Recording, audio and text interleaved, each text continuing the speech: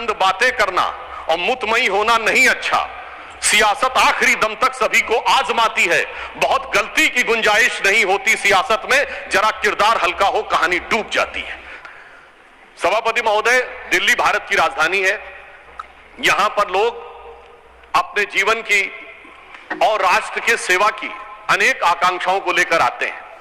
पिछले कुछ वर्षों में हमने देखा कि सिर्फ जीवन यापन के लिए नहीं, नए अवसरों की तलाश में ही नहीं, बल्कि कोचिंग के माध्यम से नए कैरियर की तैयारी के लिए भी भारी संख्या में छात्र आने शुरू हुए। उल्लेखनीय बात यह है कि इसके लिए जो कोचिंग संस्थाएं थीं, उनको जिस प्रकार की व्यवस्था सुनिश्चित करनी चाहिए थी, वैसा होता दिखाई नहीं पड़ा। उससे अधिक संवेदनशील बात यह है कि सरकार को जिस गंभीरता और सतर्कता के साथ उस पर नजर रखनी पड़नी चाहिए थी, वो भी नहीं हुआ। अभी जो घटना हुई है वो बहुत हृदय विदारक है और पीड़ादायक है कि एक सैलाब आया जो 3 बच्चों के जीवन को बहा के ले गया, उनके परिवार की आशाओं और आकांक्षाओं को बढ़ा के ले गया। मगर अफसोस की बात है कि जिनके ऊपर इसकी जिम्मेदारी होनी चाहिए थी, उनकी आंखों में एक आंसू तो छोड़िए, उनके माथे पर शिकन भी नजर नहीं आई। बजाय इसके कि वो नाना प्रकार से चीजों में, इस चीज में अपना बचाव और मैं कहूं कि कुछ हद तक निर्लज्जता के साथ राजनीति करते हुए नजर आए। निर्लज्जता will not go on record. Okay, मैं आपकी बात पर शब्द वापस लेता हूं। मैं कहूंगा पूरी तरीके से लापरवाही के साथ और अनुचित भावना के साथ अपना विचार या यूं कहूं भ्रम फैलाते हुए नजर आए।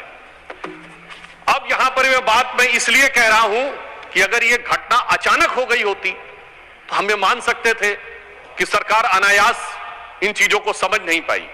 मैं सदन के समक्ष यह विषय आपके माध्यम से रखना चाहता हूं कि इस विषय पे संबंधित छात्रों के द्वारा अनेक कंप्लेंट्स की गई और उन कंप्लेंट्स के रिमाइंडर भी किए गए, जिसमें एक कंप्लेंट 26 जुलाई को एक छात्र के द्वारा की गई है, जिसमें उसने बहुत साफ लिखा है कि वो करोल बाग का निवासी है। राव आईएएस के बेसमेंट में परमिशन के बगैर एनओसी के क्लासरूम संचालित हो रहे हैं। मैं पूरी वो नहीं पढ़ रहा हूं। अंत में वो कहता है कि श्रीमान जी से विनम्र अनुरोध है कि इस प्रकार के बड़े बड़े यूपीएससी के कोचिंग संस्थान जो विद्यार्थियों का जीवन दांव पर लगाकर अवैध जगहों पर कक्षाओं को संचालित कर रहे हैं, इन पर कड़ी कार्रवाई की जाए। ये 26 जून का है। ये एप्लीकेशन कहां दी गई? ये एप्लीकेशन एनसीटी दिल्ली को रिसीव की गई है, ministry department of grievance description. Put it on the table of house also. Definitely हम ये पुट कर देंगे, आप फ्लोर पे रखता हूं। और उसमें रिमाइंडर भी है, रिमाइंडर है, कोई कार्रवाई नहीं हुई, 15 जुलाई का रिमाइंडर। उसमें वो ये कहते हैं कि sir it is very important and urgent to take the action. फिर 22 जुलाई को, एक हफ्ते के बाद, फिर वो रिमाइंडर देता, sir please take action, the issue of student safety is there. मगर इसके बावजूद सरकार के कान पर जू नहीं रेंगती है और इतनी बड़ी घटना अंजाम जी। अब एक और मैं विषय ध्यान देना चाहता हूं इसी बीच में। ये 26 जून से लेके और 22 जुलाई के बीच की घटना है, परंतु इसी बीच में इसी बिल्डिंग को 9 जुलाई को फायर डिपार्टमेंट एनओसी दे देता है। यानी ये कार्रवाई चल रही है। वो एनओसी की कॉपी भी मैं आपके समक्ष रख सकता हूं और एनओसी में बेसमेंट को स्टोरेज के लिए दिखाया गया है। अब यदि वो फायर डिपार्टमेंट ने एनओसी दी है और स्टोरेज के लिए दिया है, तो क्या बगैर इंस्पेक्शन के किया? क्योंकि 26 जून को शिकायत चल रही है और 9 जुलाई को एक दूसरा विभाग स्टोरेज के लिए दे रहा है, तो या तो बगैर देखे हुए दिया गया है या फिर बहुत देख समझकर किसी अन्य अपरिहार्य कारणों के माध्यम से लिया गया है। तो इसलिए हम ये कह सकते हैं कि ये अपने आप में एक लापरवाही नहीं, बल्कि ये एक प्रकार का एक आपराधिक कृत्य है, एक प्रकार की क्रिमिनल नेग्लिजेंस है, जिसमें जानते बूझते बच्चों को उस हद तक उनके जीवन को खतरे में डालने के तक ले जाया गया। और मुझे अधिक वेदना इसलिए होती है सभापति महोदय कि दिल्ली में मात्र कुछ दिन पहले पीने के पानी की किल्लत थी। और उससे लोगों की जान जहमत में थी। आज सीवर के पानी से जान हलकान है। आप सोचिए कि जो लोग इतने लंबे समय से हुकूमत कर रहे हैं और पहले कहते थे हमारे पास ये नहीं है, हमारे पास वो नहीं है, आज तो एमसीडी भी आपके पास है, सरकार भी आपके पास है, और जो कहते थे कि नई राजनीति लाएंगे, वो नई राजनीति कितनी खतरनाक साबित हो रही है और लोगों की जान कैसी हलकान किए हुए है, और उसके बावजूद उनकी तरफ से सिर्फ सियासी बयान है और इसके अलावा कुछ भी नहीं है। मैं ये भी कहना चाहता हूं महोदय, अभी हम लोग जुलाई के महीने में 6 महीने बाद जाड़े का दौर शुरू होगा, सांस लेने की भी तकलीफ होगी। यानी पानी का विषय हो, जमुना की सफाई का विषय हो या सांस हवा की सफाई का विषय हो, सारी बातों पे सिर्फ बातें होती रही हैं और समय के अनुसार ये अपना स्टैंड समय समय पर चेंज करते रहे। यहां पर मैं एक और बात बताना चाहता हूं, यदि किसी व्यक्ति के साथ कोई हादसा हो जाए, मान लीजिए उन बच्चों के साथ यह स्थिति हुई, आप अस्पताल ले जाना चाहें, तो मैं बताना चाहूंगा कि मीडिया में रिपोर्ट अवेलेबल है कि हाई कोर्ट ने इस पे टिप्पणी की है कि बहुत कम। एक सेकंड जी, माननीय सदस्य, ये गंभीर विषय है और सदन में 2 बातों का ध्यान रखना पड़ेगा। एक तो आप विषय पर ही बोले और दूसरा मीडिया रिपोर्ट को आधार नहीं बनाए। आप वही सर, ये हाई कोर्ट के जजमेंट को कोट कर रहा हूं। नहीं, जजमेंट की कॉपी आपके पास, उसकी प्रतिलिपि रखनी पड़ेगी जी, क्योंकि मीडिया में कुछ भी आ जाए उसको आधार मत बनाइए। सर, हाई कोर्ट ने इस बारे में बहुत असंतुष्टि व्यक्त की है, पूरा कि जितनी हाई कोर्ट ने इस विषय को लेकर बहुत असंतुष्टि व्यक्त की है कि जितनी प्रकार की आबादी है उसकी तुलना में अस्पताल में सीटी स्कैन की मशीनें बहुत कम है। ये वेल नोन फैक्ट है, पब्लिक डोमेन। और इतना ही नहीं, मैं तो कांग्रेस के प्रदेश अध्यक्ष का बयान कोट करना चाहूंगा, जिसमें उन्होंने कहा था कि 32 अस्पतालों में से 68 ऐसे हैं जहां पर ऑपरेशन थिएटर काम ही नहीं कर रहा है। ये कांग्रेस के प्रदेश अध्यक्ष का बयान। अर्थात ये मैं सिर्फ ये बताना चाहता हूं, लोगों की जान के प्रति लापरवाही का विषय किस सीमा तक है और उस सीमा पर चलते हुए ये स्थितियां इस प्रकार की आती हैं कि नोटिसेस छात्रों के द्वारा है, आगाह जनता के द्वारा किया जा रहा है, परंतु उसके बावजूद हमारी दिल्ली की सरकार इस विषय में किसी भी प्रकार का कोई प्रभावी कार्रवाई नहीं कर रही। आज मैं आपके माध्यम से पूछना चाहता हूं कि दिल्ली सरकार के पीडब्ल्यूडी डिपार्टमेंट और एमसीडी को, क्योंकि इसमें जो मुख्य कारण रहा, सफाई नहीं की गई, सीवर में स्लिटिंग की सफाई नहीं की गई, जिसकी वजह से सीवर का पानी बैकफायर किया और मात्र 2-3 मिनट के अंदर पूरा का पूरा बेसमेंट जिस तरीके से भर गया, इसमें 2-3 पक्ष हैं। पहला, बेसमेंट पे काम करने की परमिशन किस डिपार्टमेंट ने दी? दूसरा, यदि वो परमिशन दी गई, क्या उसके बाद कोई इंस्पेक्शन नहीं हुआ? तीसरा, कि यदि उसके ऊपर कोई शिकायत की गई तो उसके ऊपर कोई कार्रवाई की गई नहीं। और चौथा, आसपास के सीवरों की जो स्लज थी उसकी सफाई की गई या नहीं, इस बारे में जानकारी या सदन जानने की आवश्यकता रखता है, क्योंकि इन चारों चीजों ने मिलकर उन 3 बच्चों की जान के साथ खिलवाड़ किया है। मगर अफसोस की बात यह है कि हमारी सरकार दिल्ली की जो इतना प्रचार करती है कि हमने ये किया, हमने वो किया, मगर आज तक वो ऑथेंटिक डाटा नहीं दे पाए कि सीवर्स की, स्लज की सफाई के लिए उन्होंने क्या काम किया है, जिसकी वजह से इस प्रकार की घटनाएं ना हो। जब से वो सरकार में आए हैं, ये एक वेल नोन फैक्ट है कि जल बोर्ड का घाटा 74,000 करोड़ रुपए हो गया है।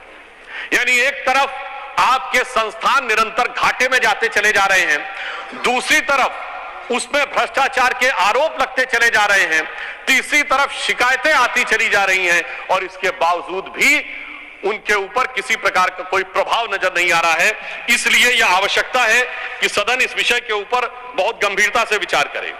हम यह भी आपके संज्ञान में रखना चाहते हैं कि इन चीजों के ऊपर कोई कार्रवाई न करते हुए भी सरकार किन चीजों पे कार्रवाई कर रही है। हम ये बात पूछना चाहते हैं कि इस विषय के विभागीय मंत्री, मैं उनका नाम नहीं लेना चाहता, विभागीय मंत्री हो या सरकार की तरफ से हो, क्या उन्होंने किसी प्रकार का तथ्यात्मक आंकड़ा सरकार के द्वारा जनता के सामने रखा है? नहीं रखा है। उन्होंने आकर सिर्फ बयानबाजी की है। यह दर्शाता है कि उनका उद्देश्य वास्तविकता, क्योंकि वास्तविकता तो वो मेरे विचार से सभापति महोदय सामने रखने की स्थिति में ही नहीं है, और उन्होंने इस विषय पे कितना मद में व्यय किया है मैं आपके माध्यम से पूछना चाहता हूं कि सीवर की सफाइयों को लेकर उन्होंने कितना व्यय किया, जबकि यह बात लोगों की जानकारी में उपलब्ध है कि दूसरी चीजों पे बहुत व्यय किया है। एडवर्टीजमेंट के ऊपर 2012-13 में जब कांग्रेस की सरकार थी तो 13-14 करोड़ रुपए व्यय होता था, अब 568 करोड़ रुपए व्यय। मैं पूछना चाहता हूं कि बिल्डिंग्स के कंस्ट्रक्शन के ऊपर, जांच के ऊपर, सीवर के ऊपर कितना उन्होंने व्यय किया है 2021 में। नहीं सर उसी में बात कह रहा हूं, हम बिल्कुल जानना चाहते हैं सरकार को, ये देश की जनता को जानने का हक है कि यदि 50 गुना अधिक खर्चा हुआ है प्रचार में तो कितना गुना खर्चा हुआ है सीवर की सफाई में, कितना गुना खर्चा हुआ है इन चीजों के समस्या के निदान। एक सेकंड सुनिए, nothing will go on record. Sanjay, nothing will go on record. बहुत की तारीफ and it is expressed. No, listen to me, one second, nothing is going on record. Honorable member ji, honorable member, one second, nothing will go on record, please सदन के नेताजी दोनों तरफ सुनिए। मैं सदस्यों से कहूंगा ये अत्यंत गंभीर मुद्दा है। इस पर जब विज्ञापन की बात आई तो आप और हम सब रोज देखते हैं अखबार का पहला page coaching, second page coaching, third page coaching. इतना भारी खर्चा कहां से आता है? उस छात्र से आता है जो अपने सपने को साकार करना चाहता है। नंबर 2, मैं सदस्यों को से आग्रह करूंगा इस पर सुझाव दीजिए। सीमित दायरा है कोचिंग का, जहां आवश्यकता इस भारत को स्किल की है, स्किलिंग के लिए इतना कुछ हो रहा है, कोचिंग एक सीमित दायरे में सभी को उसमें डाल रहे हैं। ये एक ऐसा साइलो हो गया है जो गैस चैम्बर से कम नहीं है। तो आज के दिन सदस्यों को इस ओर ध्यान देना चाहिए और आगे के मार्गदर्शन की बात करनी चाहिए। यह घटना दुखद है, पर इस घटना जो लोग 3 गए हैं उनकी आत्मा को संतुष्टि मिलेगी। यदि अगर इस सदन में हम सुझाव देंगे कि हमारे देश के नवयुवकों को कितने मौके हैं, किन किन जगह मौके हैं। मैं आपको एक बात बताता हूं, जब मैं इसरो गया मैं आश्चर्यचकित रह गया। वहां कोई आईआईटी का नहीं था, कोई आईआईएम का नहीं था, सब गांव के थे, गांव के स्कूल के पढ़े हुए थे। यदि अगर हम डिसाइलो नहीं करेंगे समस्या होगी। तो Sudhanshu ji, make constructive suggestions also. Sir मैंने यह विषय के संदर्भ में ही कहा है क्योंकि समस्या जल निकासी के कारण हुई।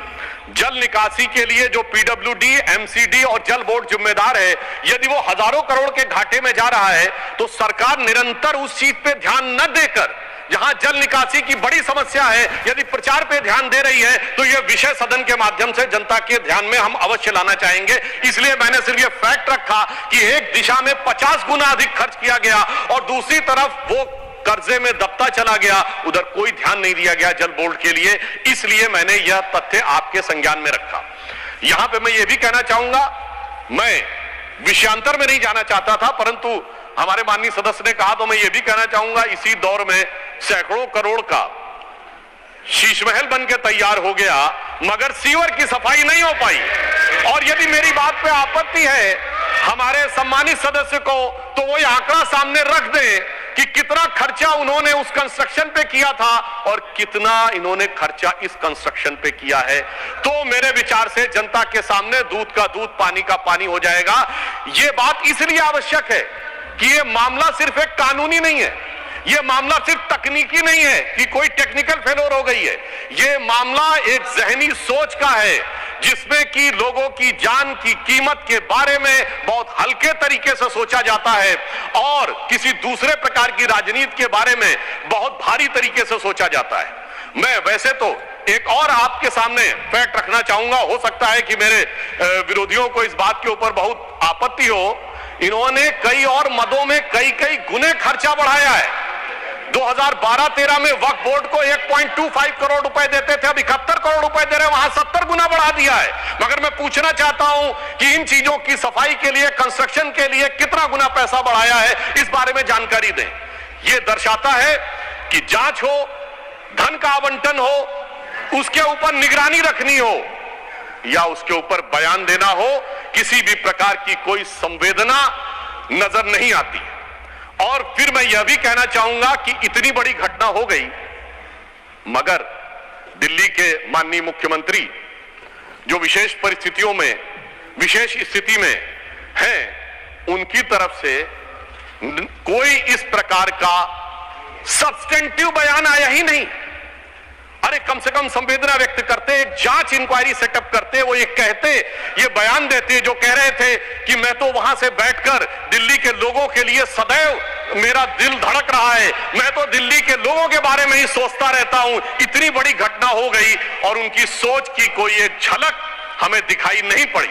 उल्टा मैं ये कहना चाहता हूं कि इन घटनाओं के साथ, इधर दिल्ली के साथ जो मैंने कहा 26 जून से लेके कई शिकायतों से लेके आज तक ये हो रहा था, परंतु जवाब में कोई तथ्यात्मक जवाब नहीं दिए जा रहे थे, सिर्फ ये जानकारियां दी जा रही थी कि उनका वजन हल्का हो रहा है। मुझे लगता है कि अगर उन्होंने अपने कामों पे ध्यान दिया होता तो मैं उनके अच्छे स्वास्थ्य की कामना करता हूं कि वो स्वस्थ रहे, परंतु मैं कहना चाहता हूं यहां वजन हल्का होने का विषय नहीं है, यहां किरदार हल्का होने का विषय है। और जिस प्रकार का आचरण आम आदमी पार्टी ने दिखाया है, वो निश्चित रूप से उनके आचरण के और उनकी सरकार के परफॉर्मेंस पे संजय, बिल्कुल महोदय उस पर चर्चा हो रही है। देखिए क्यों, इसमें कौन सी बात है महोदय? अगर महोदय मैं आपके माध्यम से कहना चाहता हूं महोदय, सुधांशु जी, मेरे विषय, मेरे एक second Sanjay, nothing is going on record. Sanjay, nothing is going on record. बैठिए please, let us please Sanjay, take your seat.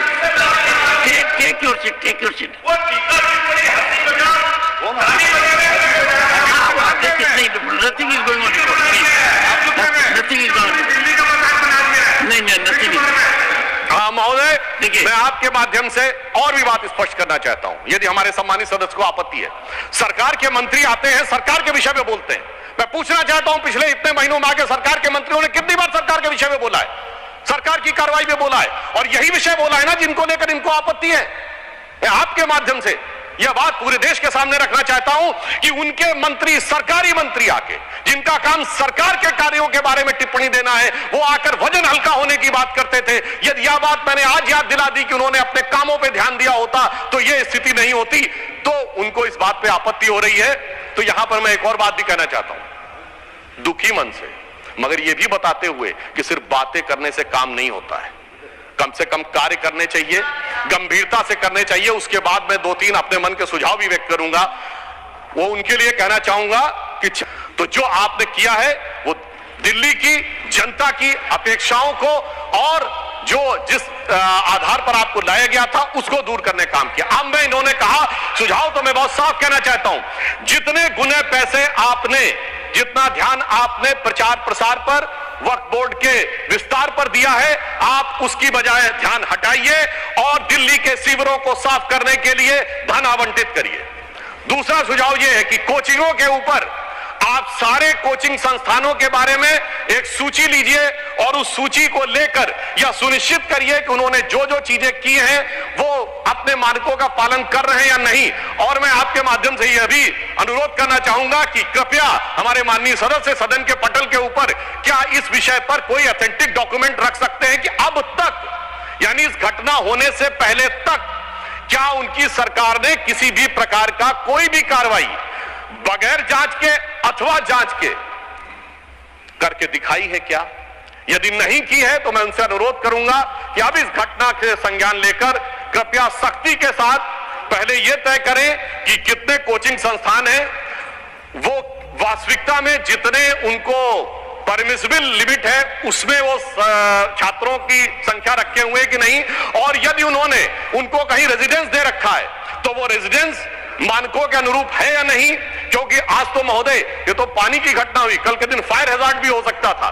तो ये बात हम इनसे बहुत स्पष्ट कहना चाहेंगे कि इन बातों के विषय में गंभीरता लें। और अंत में इन्होंने कहा सुझाव, तो एक और सुझाव भी देना चाहूंगा कि इनसे विनम्र निवेदन है कि सरकार चलाइए, सरकार के मंत्री आकर सरकार के कार्यों के बारे में विचार दें, आकर सिर्फ राजनीतिक बयानबाजी आरोप प्रत्यारोप न करें, क्योंकि अभी तक का इनका स्टाइल ये रहा है कि किसी भी घटना के ऊपर वास्तविक अर्थों में सरकार की तरफ से जो जवाब मिलना